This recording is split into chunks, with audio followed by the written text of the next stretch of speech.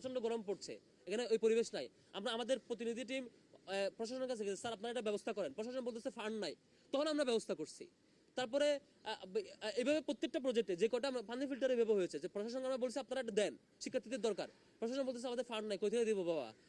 তখন আমরা শিক্ষার্থী হিসেবে চিন্তা করছি আমাদের তো এলাম নাই আছে, সাবেক এলাম নাই, এলামনাইদের কাছ থেকে ফান্ড ম্যানেজ করে আমরা এটা হেল্প করেছি।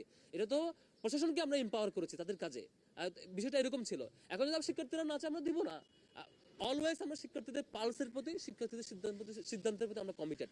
হলের অধিকাংশ শিক্ষার্থীরা যখন যেটা চাইবে আমরা সেই অনুযায়ী করবো, এটাতে কোনো কনফিউশন না। শিক্ষার্থীরা যদি বলে এখন ফেরত দিয়ে দিবে। শিক্ষার্থীরা যদি চাই যে এখন লাগবে, আমরা চেষ্টা করবো হেল্প করার। শিক্ষার্থীরা যদি চাই তাদের লাগবে না, তাহলে আমরা এই কাজে এঙ্গেজ হবো না। শিক্ষার্থীরা যে কাজে যেভাবে এঙ্গেজমেন্ট চাইবে সেটা। তবে এখানে কোনো দলীয় এজেন্ডা বাস্তবায়ন করার জন্য কেউ যদি একক বিরোধিতা করে, সেটাকে আমরা শিক্ষার্থী হিসেবে বিবেচনা করবো না। শিক্ষার্থীদের সমন্বিত সাধারণ সভায় যখন শিক্ষার্থীরা যখন যেটা চাইবে পাশ হয়ে আসবে, সেটাই আমরা রেসপেক্ট করবো। ডাকসু নিয়ে কোনো আশঙ্কা আমি দেখছি না।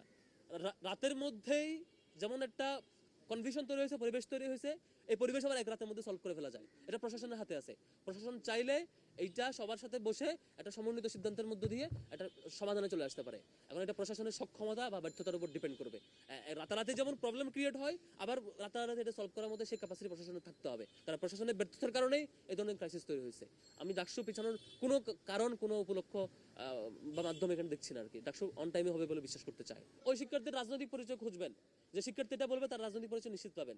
উইদাউট রাজনৈতিক আইডেন্টিটি ছাড়া যদি কোনো শিক্ষার্থী এরকম বলে, আমার সাথে বসায় দিবেন, তার কাছে আমি রিকমেন্ডেশন দেবো। আর কিভাবে করলে এটাকে পাবলিক সংগঠন বলে। গত এই 5-7 মাস সময়ে ছাত্র শিবির যে ম্যাসিভ পর্যায়ে প্রোগ্রাম করছে, পাবলিক ইভেন্ট, তার ধারে কাছে কোনো সংগঠন করে নাই। তাও যদি কেউ এটা অভিযোগ দেয়, তার কাছ থেকে আমি রিকমেন্ডেশন চাইবো, ভাই আর কিভাবে কাজ করতে পারি, রিকমেন্ডেশন দিবেন। আমার সংগঠনের কমিটি তো আমি দেই ভাই, আপনি তো দেন না। এখন যদি আমি কমিটি দেই নাই আর আমার উপর বলে যে কমিটি দাও, তাহলে কি আমার সংগঠনের পুলিশ আপনি ঠিক করবেন? তাহলে এটা তো ডাবল স্ট্যান্ডার্ড গিরি। কালকে একজন দেখলাম, বেশ হাসলাম অনেকক্ষণ, একজন বলেছে ছাত্র দলের কমিটি বিলুপ্ত করতে হবে আর শিবিরকে কমিটি দিতে হবে, একজনের বক্তব্য দেখলাম, আমি অনেকক্ষণ হাসলাম। মানে অদ্ভুত ব্যাপার, শিবিরের কমিটি সে দিবেন আমি দিব।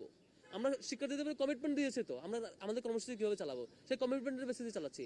কারো বাইরের মানে ফেব্রিকেটেড প্রস্তাবনা, কারো হচ্ছে সাজানো গুছানো প্রস্তাবনা, উদ্দেশ্য প্রণোদিত কথার ভিত্তিতে শিবির চলে না। শিবির তার দলীয় নির্দিষ্ট প্রিন্সিপালের ভিত্তিতে ছাত্র শিবির চলবে এবং সেই কমিটমেন্টের অনুযায়ী শিবির চলছে আর কি। আমাদের রিকমেন্ডেশন ছিল রাজনৈতিক সংগঠনগুলোর প্রতিনিধিরা তাদের হলে থাকবে আবাসিক শিক্ষার্থী হিসেবে। তার রাজনৈতিক পরিচয় কোনো ধরনের ফেভার পাওয়া কিংবা কোনো ধরনের চাপের মুখোমুখি হওয়ার কারণ হবে না। তার রাজনৈতিক পরিচয়, সে তার মতামত প্রকাশ করতে পারবে, পলিটিক্যাল প্র্যাকটিসগুলো বিশ্ববিদ্যালয়ে এরিয়া কেন্দ্রিক করবে। এটা আগেও বলেছিলাম আমরা। কিন্তু কালকের যে ঘোষণা, শব্দ চয়নের কোনো সংজ্ঞায়ন ক্লিয়ার না। রাজনীতি নিষিদ্ধ বলতে কি মিন করছেন তিনি? ওই ব্যক্তি হলে থাকতে পারবে কিনা, কি কাজ করতে পারবে, কি কাজ করতে পারবে না, ক্লিয়ার কোনো ঘোষণা আসে নাই। সেদিক থেকে আমরা এটা মানে ফিডব্যাক দেওয়াটা কঠিন আর কি। বিশ্ববিদ্যালয় যদি একটা ফিক্সড ঘোষণা দেন সংজ্ঞায়ন সাপেক্ষে, তাহলে আমরা এটা ফিডব্যাকটা দিতে পারবো।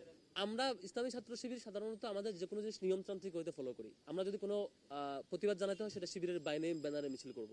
আর আমাদের যদি কোনো কিছু মানে রিকমেন্ড করতে হয়, আমরা সেই রিকমেন্ডেশনটা আমরা ইউনিভার্সিটি প্রশাসনকে রিকমেন্ড করি। এর আগেও করেছি। এই যে হলে আবাসিক এরিয়ার রাজনীতি থাকা না থাকা ইস্যুতে আমরা রিকমেন্ডেশনটা আমরা এর আগেও বহুবার করেছি বিশ্ববিদ্যালয় প্রশাসনকে। আমি শেষ করি ভাই। গতকালকে আপনারা দেখেছেন যে একটা হলে শিবিরের পক্ষ থেকে দেওয়া পানির ফিল্টার ভাঙচুর চালাইছে।